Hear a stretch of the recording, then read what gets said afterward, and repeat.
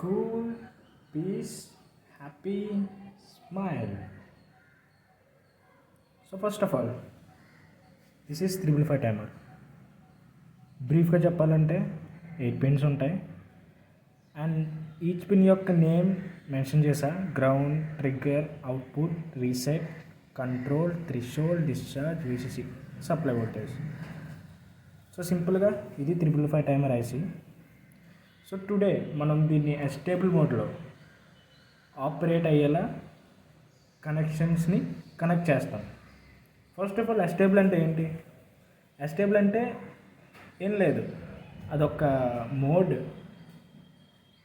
బయటకు వచ్చే అవుట్పుట్ ఒక స్టేట్లో ఉండదు, ఒక లెవెల్లో ఉండదు. So it has no state అనమాట, నో స్టేబుల్ స్టేట్. ఇంకా కరెక్ట్గా చెప్పాలంటే హైలో కాసేపు ఉంటుంది, మళ్ళీ లో లెవెల్కి వచ్చేస్తుంది, మళ్ళీ హైలో కాసేపు ఉంటుంది, మళ్ళీ లో లెవెల్కి వచ్చేస్తుంది. సో ఎస్టేబుల్ మోడ్ అంటే అది, సింపుల్గా చెప్పాలంటే ఒక స్టేబుల్ స్టేట్ అంటూ ఉండదు దానికి. సో అటువంటి అవుట్పుట్ని తెప్పించడానికి మనం ఈ టైమర్కి ఎక్స్టర్నల్గా ఇలా కనెక్ట్ చేయాలి. సో మెయిన్ ఆపరేషన్ అంతా ఈ మూడింటి మీదే డిపెండ్ అయి ఉంటుంది. So these are the connections for a stable mode. And చెప్పాను కదా, ఈ మూడింటి మీదే డిపెండ్ అయి ఉంటుంది. ఇంకా సింపుల్గా చెప్పాలంటే ఈ కెపాసిటర్ ఛార్జ్ అవ్వడం, డిశ్చార్జ్ అవ్వడం, ఛార్జ్ అవ్వడం, డిశ్చార్జ్ అవ్వడం దీని మీద డిపెండ్ అవుతుంది. సో మనం ఇంకా డీప్గా వెళ్దాం. సో ప్రస్తుతానికి 355 పిన్ టైమర్ అంటే ఇది. ఎస్టేబుల్ మోడ్లో పనిచేయాలంటే బయట కనెక్షన్స్ ఎలా ఇవ్వాలి? వీసీసీ, 2 రెసిస్టర్స్ తీసుకుంటాం, కెపాసిటర్. ఇక్కడ 5th పిన్ దగ్గర 0.01 మైక్రోఫారడ్ సెరామిక్ కెపాసిటర్ ఎందుకు కనెక్ట్ చేస్తామంటే, ఇప్పుడు మనం ఇచ్చే వోల్టేజ్ సప్లైలో ఏమైనా ఫ్లక్చువేషన్స్ ఉన్నా వాటిని స్టెబిలైజ్ చేయడానికి, అంటే మన అవుట్పుట్ని డిస్టర్బ్ చేయకుండా ఉండడానికి, లేకపోతే ఏమైనా హై ఫ్రీక్వెన్సీ నాయిసెస్ ఉంటే వాటిని రిమూవ్ చేసేయడానికి ఇది పెడతాం అంతే. సో ట్రిగ్గర్ని, థ్రెషోల్డ్ని కనెక్ట్ చేసేస్తాం. సో ట్రిగ్గర్ పిన్ అంటూ సెపరేట్గా ఉండదు. సో ట్రిగ్గర్ పిన్ ఇవ్వకుండానే, ట్రిగ్గర్ ఇచ్చే అవసరం లేకుండానే మనం అవుట్పుట్ తెప్పిస్తాం. అంటే మనకు కావాల్సిన అవుట్పుట్, అంటే ఎస్టేబుల్ అవుట్పుట్ అనమాట, astable wave form. Okay, so this is the connections. మనం 355 ఇంటర్నల్గా సర్క్యూట్ ఎలా ఉంటుంది అని తెలుసుకోవాలనుకుంటే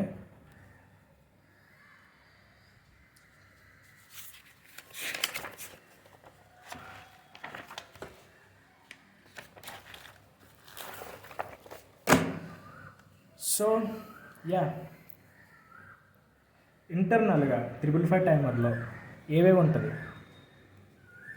ఇంటర్నల్గా ఏముంటాయంటే 3 రెసిస్టర్స్, ఈచ్ వచ్చేసి 5K ohms అనమాట. 5K ohms వాల్యూ అంత రెసిస్టర్స్ 3 ఉంటాయి. ఇన్ఫ్యాక్ట్ దీని పేరు కూడా అందుకే వచ్చింది 355 అని.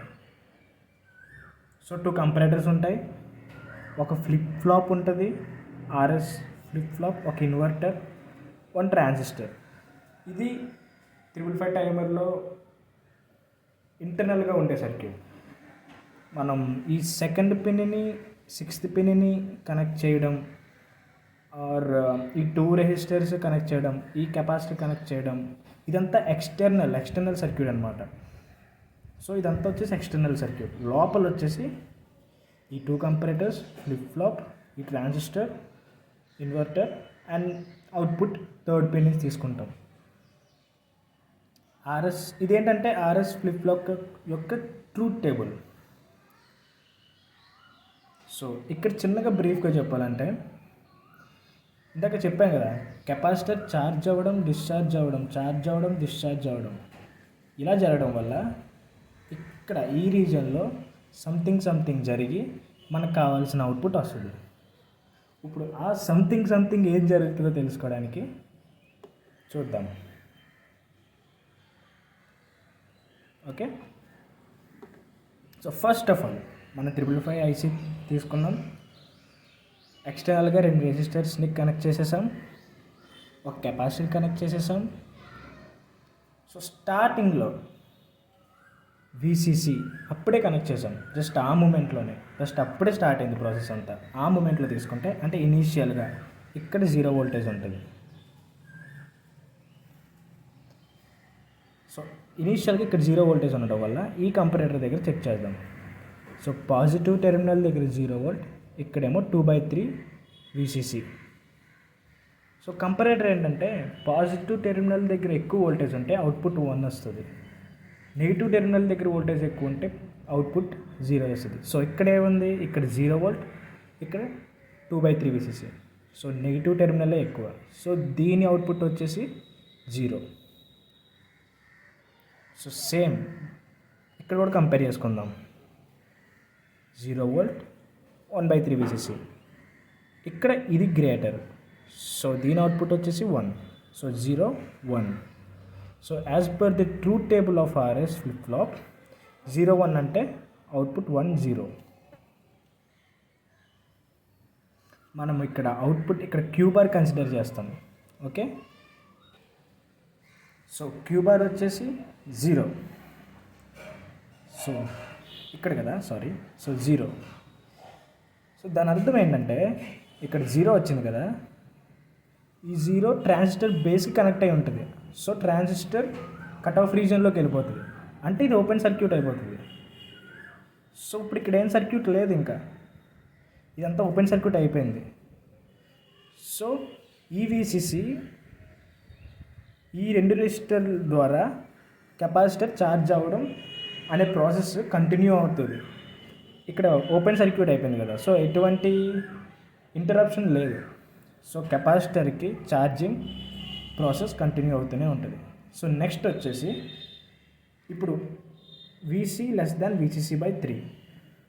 ఇప్పుడు ఆ ఛార్జింగ్ అయ్యే ప్రాసెస్లో మరి దీని మీద వోల్టేజ్ పెరుగుతూ ఉంటుంది కదా, స్టార్టింగ్ 0 వోల్ట్ తీసుకున్నాం, మరి పెరుగుతూ ఉంటుంది కదా.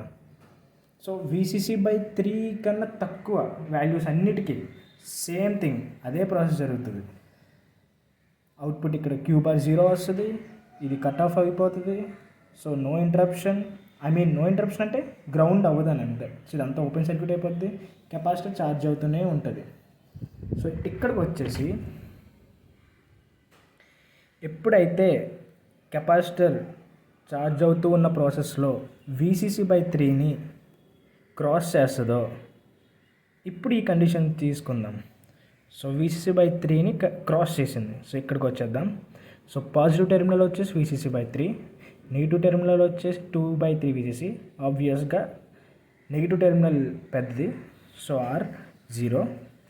సో ఇక్కడ వచ్చేసి VCC/3, this one greater than VCC/3. So compared to output ఏమొస్తుంది, 0. So 0, 0. And from the truth table 0, 0 is hold condition, అంటే దానిపైన ఉన్న కండిషన్ని హోల్డ్ చేస్తుంది. సేమ్ అదే ప్రాసెస్ కంటిన్యూ అవుతూ ఉంటుంది. సో పైన ఉన్న ప్రాసెస్ ఏంటి, ఇక్కడ 0 రావడం, ట్రాన్సిస్టర్ కట్ ఆఫ్ రీజియన్లోకి వెళ్ళడం, ప్రాసెస్ కంటిన్యూ అంటే ఛార్జింగ్ అయ్యే ప్రాసెస్ కంటిన్యూ అవ్వడం. సో స్టిల్ అదే ప్రాసెస్లోనే ఉంటుంది. సో కెపాసిటర్ VCC/3ని కూడా క్రాస్ చేసేసింది. సో నెక్స్ట్ ఈ కెపాసిటర్ మీద ఉన్న వోల్టేజ్ 2/3 VCC కన్నా తక్కువ, VCC/3 కన్నా ఎక్కువ. ఈ రేంజ్లో కూడా సేమ్ అదే ప్రాసెస్ జరుగుతుంది. Same 0, 0, 0, 1. Queue bar 0, cut off, charge, capacitor charge అవుతూనే ఉంటుంది, వోల్టేజ్ పెరుగుతూనే ఉంటుంది. సో నా ఎప్పుడైతే 2/3 VCCకి వెళ్ళిందో కెపాసిటర్ మీద ఉన్న వోల్టేజ్, ఇప్పుడు చూద్దాం. సో 2/3 VCC కదా, సో 2/3 VCCని క్రాస్ చేసింది, ఈక్వల్ అయింది. సో అవుట్పుట్ వచ్చేసి పాజిటివ్ టెర్మినల్ పెద్దది కాబట్టి అవుట్పుట్ వచ్చేసి 1. So R is 1. ఇది 2/3 VCC కన్నా 2/3 VCC పెద్దది 1/3 VCC కన్నా. సో నెగిటివ్ టెర్మినల్ పెద్దది, సో 0. 1, 0 అంటే from truth table it's 0, 1. We take queue bar right. So Q bar అంటే 1. సో నా ఇప్పుడు క్యూ బార్ 1 వచ్చింది. సో దట్ మీన్స్ బేస్ 1 అయింది. దట్ మీన్స్ ఇది సాచురేషన్ రీజియన్లోకి వెళ్తుంది. అంటే ఇక్కడి నుంచి ఇక్కడికి గ్రౌండ్కి ఒక షార్ట్ సర్క్యూట్ అనేది ఫామ్ అవుతుంది.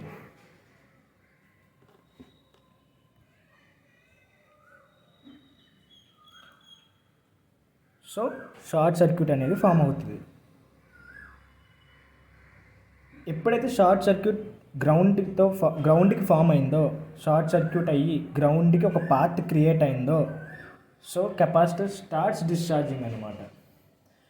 సో కెపాసిటర్ డిశ్చార్జ్ అవ్వడం స్టార్ట్. ఇప్పుడు దాకా ఛార్జ్ అవి ఎప్పుడైతే 2/3 VCCకి వెళ్ళిందో క్యూ బార్ 1 అయిపోయి ఇది సాచురేషన్ రీజన్లోకి వెళ్ళిపోయి గ్రౌండ్కి ఒక పాత్ క్రియేట్ అయిపోయి షార్ట్ సర్క్యూట్ అయిపోయి కెపాసిటర్ నౌ డిశ్చార్జ్ అవ్వడం స్టార్ట్ అయింది.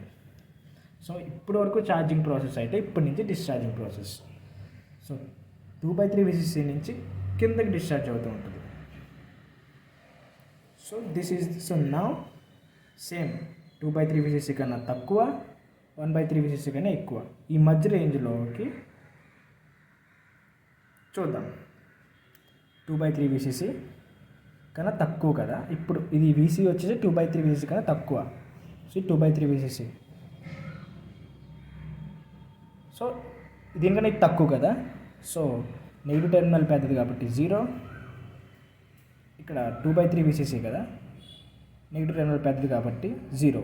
So 0 0 which is 0 0 which is hold condition. అంటే పైన ఉన్న కండిషన్ని స్టిల్ అలా హోల్డ్ చేస్తుంది. సేమ్ ప్రాసెస్ కంటిన్యూ అవుద్ది. పైన ఉన్న ప్రాసెస్ ఏంటి, డిశ్చార్జింగ్. సో సేమ్ ప్రాసెస్, ఇంకా డిశ్చార్జింగ్ ప్రాసెస్ ఎటువంటి ఇంటరప్షన్ లేకుండా డిశ్చార్జ్ అవుతూనే ఉంటుంది. సో అలా డిశ్చార్జ్ అవుతూ ఉన్న ప్రాసెస్లో ఎప్పుడైతే 1/3 VCCకి వచ్చేసిందో ఇప్పుడు మళ్ళీ చెక్ చేసుకోవాలి. సో ఇది 1/3 VCCకి వచ్చేసింది. సో పాజిటివ్ టర్మినల్ ఆబ్వియస్గా చిన్నది, సో నెగిటివ్ టర్మినల్ పెద్దది. సో R వచ్చేసి 0. సో ఇక్కడ 1/3 VCC కన్నా తక్కువ అయిపోతుంది కదా. సో పాజిటివ్ టెర్మినల్లే పెద్దది. సో S వచ్చేసి 1. సో 0 1 అంటే 1 0. మనం క్యూ బార్ తీసుకుంటాం కాబట్టి క్యూ బార్ అంటే 0. అంటే ఇక్కడ 0 అయిపోయింది మళ్ళీ. సో ఆ 0 వచ్చేసి బేసిక్ కనెక్ట్ అయ్యి ఉంది. సో మళ్ళీ ఓపెన్ సర్క్యూట్ అయిపోయింది. సో నా ఇక్కడ సర్క్యూట్ ఏం లేదు, ఇంకా ఓపెన్ సర్క్యూట్ అయిపోయింది. So again R1 R2 capacitor charge అవ్వడం స్టార్ట్ అవుతుంది. సో ఇక్కడి నుంచి మళ్ళీ ఛార్జింగ్ అవ్వడం స్టార్ట్ అవుతుంది.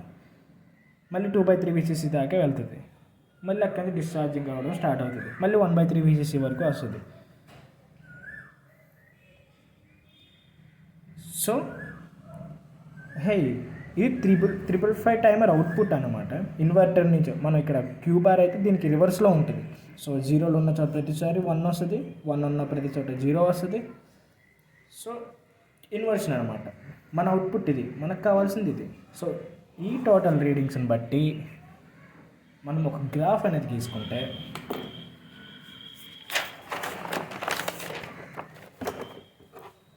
సో మన కెపాసిటర్ ఎక్స్పోనెన్షియల్గా ఛార్జ్ అయ్యింది. బౌండరీస్ వచ్చేసి 1/3 VCC 2/3 VCC. సో ఈ రెండింటి మధ్య కదా మొత్తం.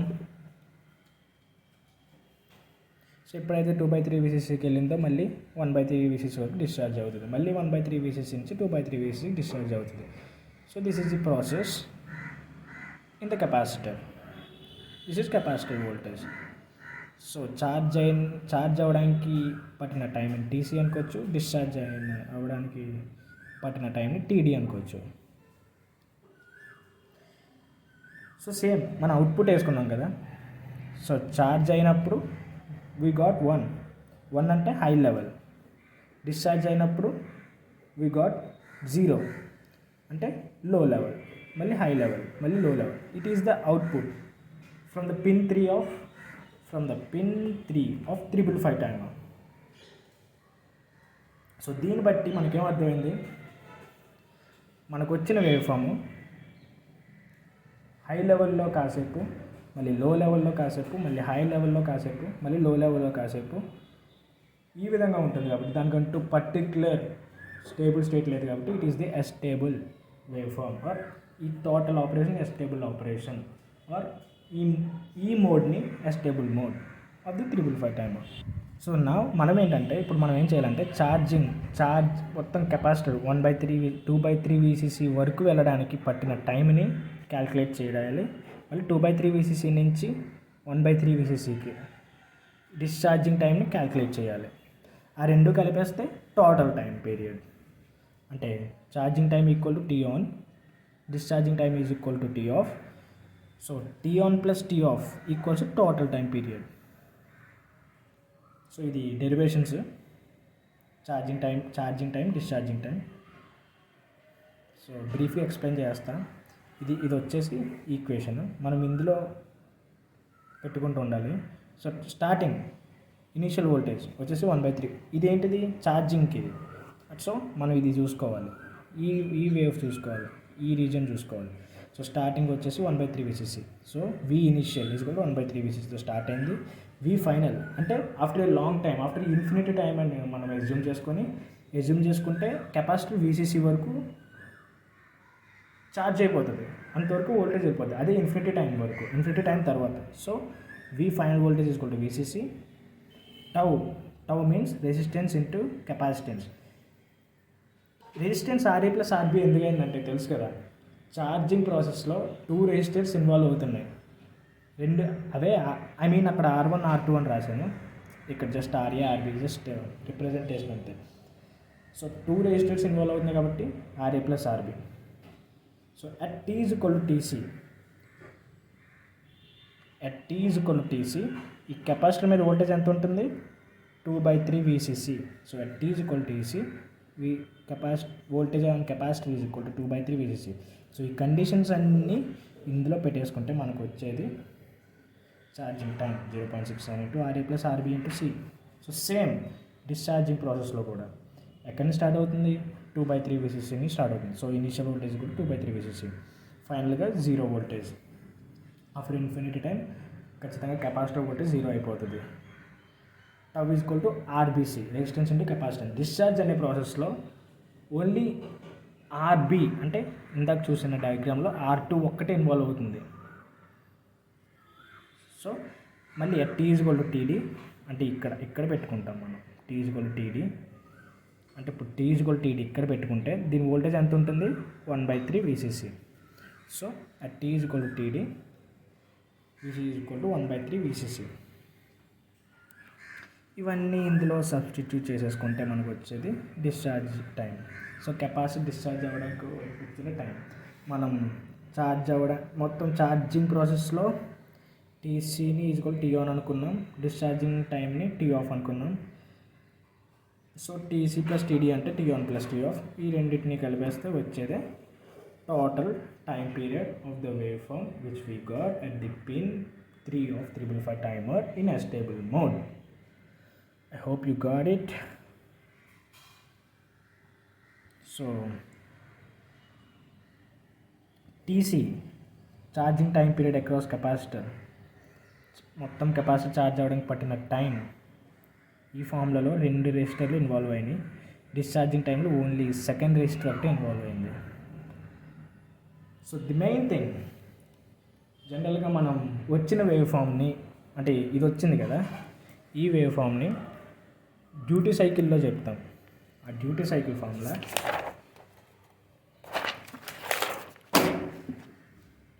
Percentile duty cycle is equal to T on by T on plus T off into 100.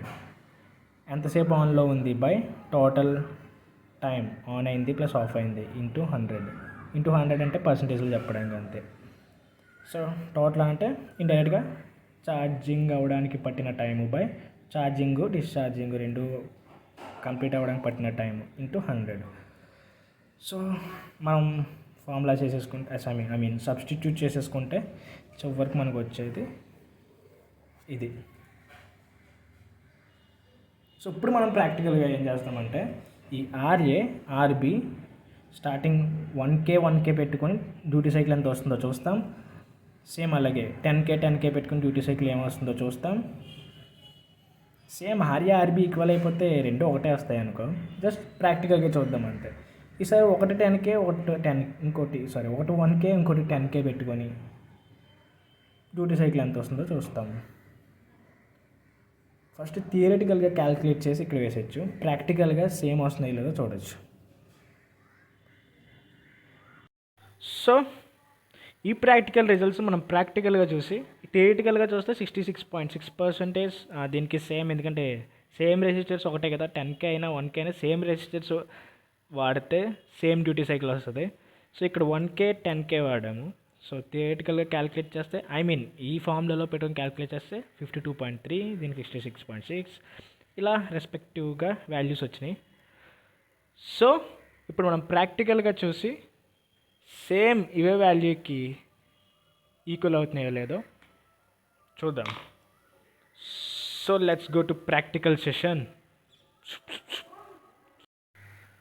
So circuit వచ్చేసి ఇది, ఈ చిప్ ఏదైతే ఉందో ఇది 555 టైమర్, అండ్ దాని చుట్టూ ఉన్న కనెక్షన్స్ ఇందాక మనం చూసాం కదా, సో ఆ విధంగా కనెక్ట్ చేశా. సో ఇక్కడ R1 R2 C ఏంటంటే ఇది R1, ఈ రెజిస్టర్ అంటే నేను ఫస్ట్ ఆఫ్ ఆల్ 1K పెట్టుకున్నా.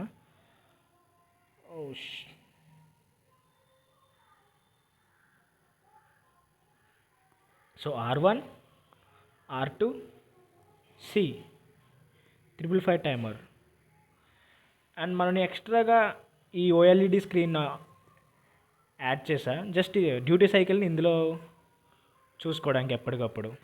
సో దీని యొక్క కోడ్ నేను కింద డిస్క్రిప్షన్లో ఇస్తాను. సో కనెక్షన్స్ ఇవే. సిరామిక్ కెపాసిటర్ 0.01 మైక్రోఫారడ్ పెట్టుకుంటా ఉన్నాను కదా కంట్రోల్ పిన్ దగ్గర, అంటే పిన్ 5 దగ్గర. So this is that one. So I think we are ready for the remaining part.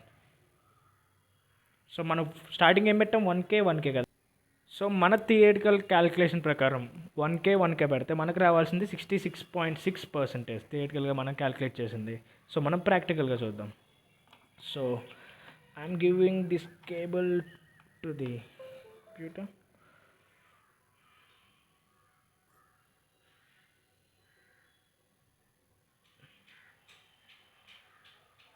So we are getting right. 1K రెండు 1K రెజిస్టర్స్ తీసుకోవడం వల్ల మనకు వచ్చింది దగ్గరగా 60, మన థియరిటికల్ వాల్యూకి దగ్గరగానే వస్తుంది చూడండి. 66.04%, 65.79. సో మనకి థియరిటికల్గా వచ్చింది 66.6%. మనం చేంజ్ చేద్దాం, సేమ్ రెండు 10K పెట్టుకుని అదే వస్తుంది.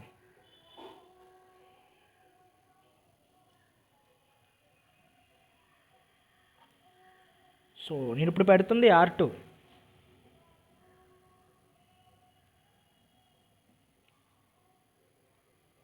సో R2 పెట్టేసా. సో R1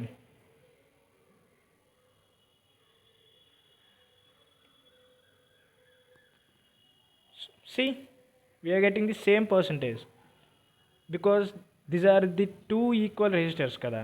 రెండు 1K అయినా రెండు 10K అయినా ఫార్ములాలో పెడితే ఒకే వాల్యూ వస్తుంది. సో ఇప్పుడు మనం చేయాల్సింది ఏంటి, R2ని 10K పెట్టుకోవాలి. అంతే, R2ని 10K, R1ని 1K. సో దీన్ని రీప్లేస్ చేద్దాం.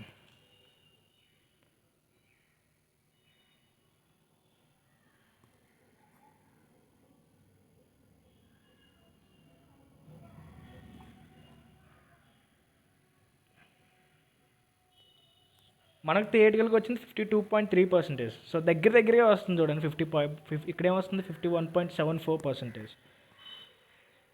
So that is the duty cycle we are getting on the OLED screen.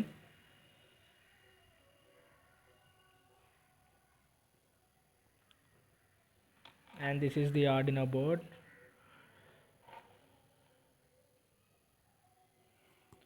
So that's it guys, see you later. Thank you, bye bye.